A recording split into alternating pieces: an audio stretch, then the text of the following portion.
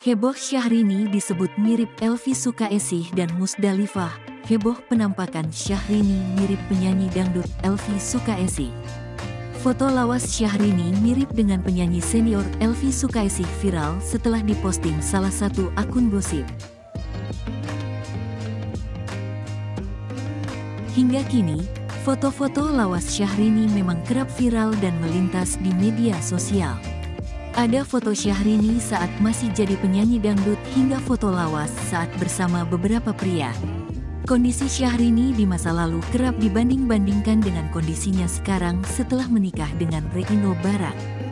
Salah satu foto yang kembali viral adalah foto Syahrini saat belum menikah dengan Reino Barak tahun 2019 lalu. Dalam foto yang diposting di Instagram @lambe_danu_official99, Syahrini tampak mengenakan gamis kuning. Wajah Syahrini dianggap mirip dengan penyanyi dangdut Elvy Sukaesih.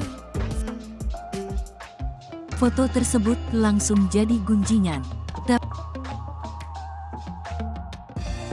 Tapi banyak pula yang ternyata tidak mengenalnya hingga ada yang menganggapnya sebagai Elvy Sukaesih hingga Musdalifah. "Ini siapa sih, Min? Musdalifah?" tanya seorang netizen.